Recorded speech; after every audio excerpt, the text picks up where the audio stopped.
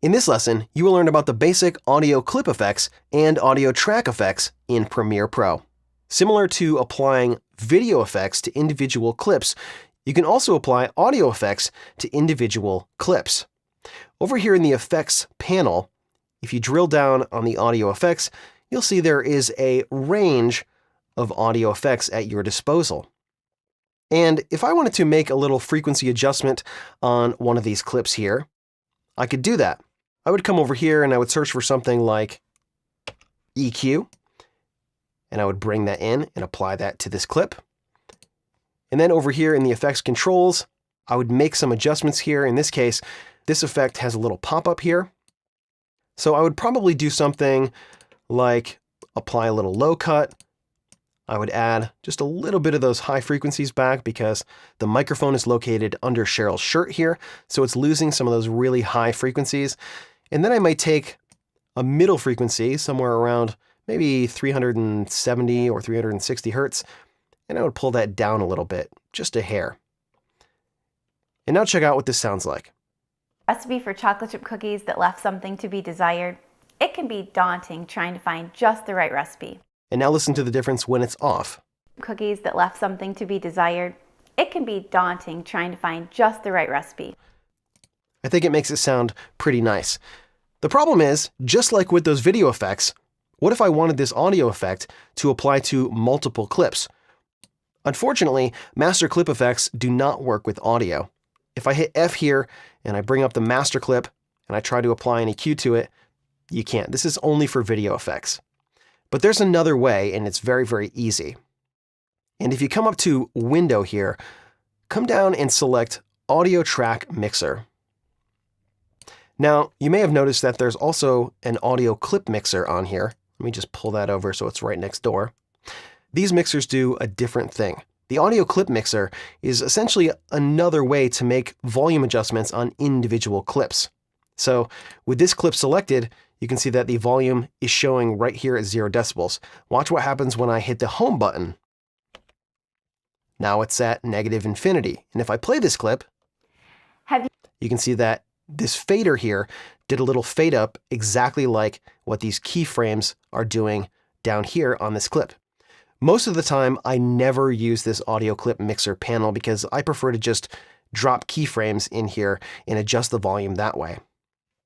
This other panel here, I use all the time.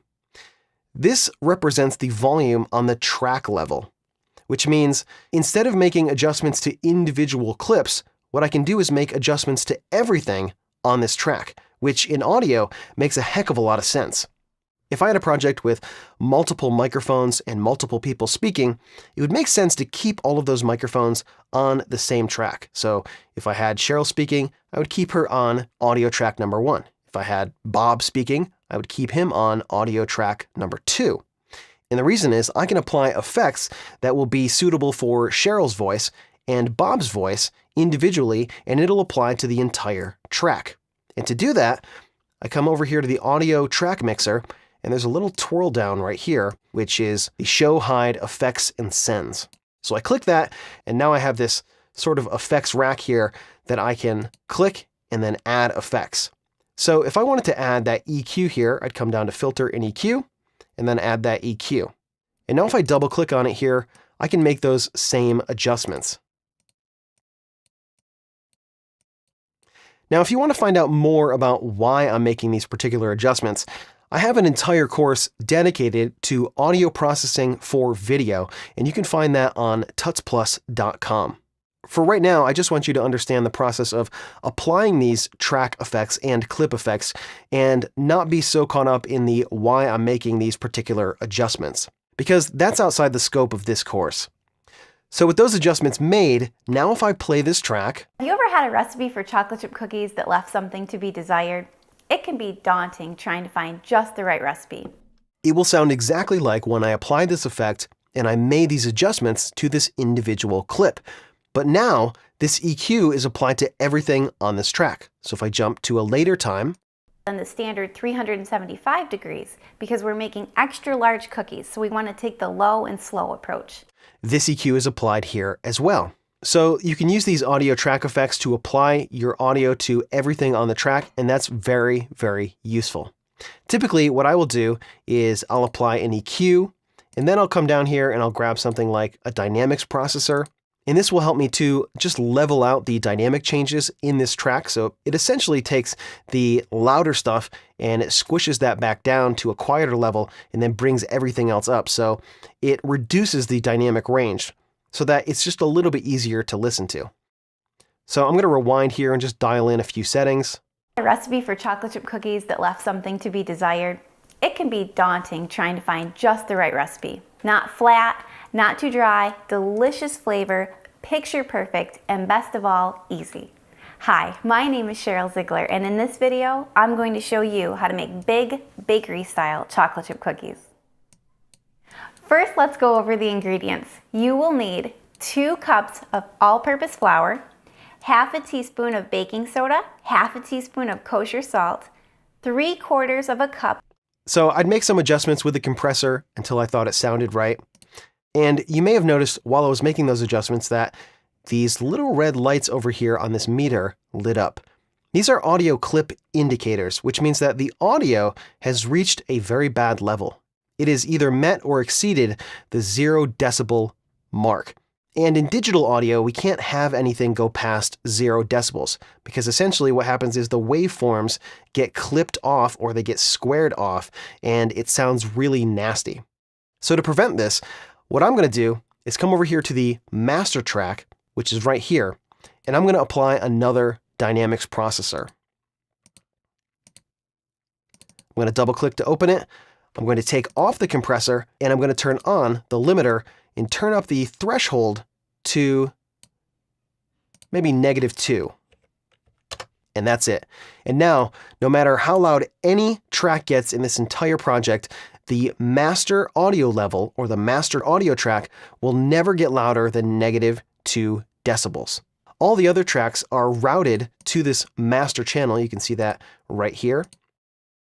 And so it wouldn't matter if I had 1 track or 10 tracks with audio on them. If I enable this limiter on the master track and I set the threshold to -2 decibels, the audio won't get louder than -2 decibels. I'm just going to click these clip indicators here, and let me show you exactly what that's going to do. I'm going to come back to the dynamics here for this audio track 1, and I'm going to crank that all the way up. Now, you'd probably never do this in real life, but just for this demonstration, I want to show you what's going to happen. Then I'll bring up the dynamics processor for the master track here, and watch what's going to happen. Of melted butter, 1 cup of packed brown sugar, half a cup of white sugar, 1 egg and 1 egg yolk. Essentially, I cranked the volume way up on this first track here, and that's almost sure to clip. But when it gets to the master track, it's never going to go louder than -2 decibels. And this is a great insurance policy for your projects to make sure that you're not exporting projects with audio that sounds all nasty and distorted because it's way too loud. In every single one of my projects, I always have a limiter on that master audio track to prevent things from getting too loud and out of hand. I'm just going to jump back here and reset this to a more appropriate level. You will need 2 cups of all-purpose flour, half a teaspoon of baking soda, half a teaspoon of kosher salt, 3/4 of a cup of melted butter, 1 cup of packed brown sugar. In your audio track mixer, you can apply up to 5 effects here, and in almost all cases, that's usually plenty. And there are a ton of audio effects in here. There's a few different compressors. There's a few different EQs. There's some other wacky stuff in the modulation. There's some very, very basic and I would say not super useful noise reduction. For some more advanced noise reduction, you want to use a program like Adobe Audition or Isotope RX, but that's going to be a much more advanced process. If I did want to apply a little bit of noise reduction to this, I would probably just put on this denoiser here. Double click to bring it up. Have you ever had a recipe for chocolate chip cookies that left something to be desired? It can be daunting trying to find just the right recipe, not flat. And then just turn down this reduction knob. It actually sounds like it's doing a fairly reasonable job in this particular case, but most of the time I find this to be just a little bit of a crude audio effect and I usually don't go for it. But just like with the video effects, there's a lot of audio effects here that you can experiment with and tweak up your audio and make it sound great. And again, for more information on advanced audio processing, check out my course on advanced audio processing for video, available on tutsplus.com. So again, applying effects in this track mixer is very handy. Now, this doesn't mean that you'll never apply audio effects to individual clips. A lot of times you'll have maybe a B-roll sound element, or you'll have a track with many different audio elements on it. Maybe you have some nature sounds, maybe you have some footsteps or some other sound effects. And in that particular case, it doesn't make sense to put every single one of those on individual tracks. And so in that instance, what you would do is apply those audio effects directly to the clip, because you just have one instance of them on your timeline. If you had several instances of kind of natural outside ambient sounds, you may want to put those all on one track and then use these track effects with the audio track mixer to apply EQ and compression and other audio effects to those particular clips. But if you have one or two in your timeline, applying an individual audio effect to that clip is probably the best solution. So now that you have a basic understanding of audio clip effects and audio track effects, you're ready to move on to the next lesson, where you're going to learn how to add some basic titles to your video.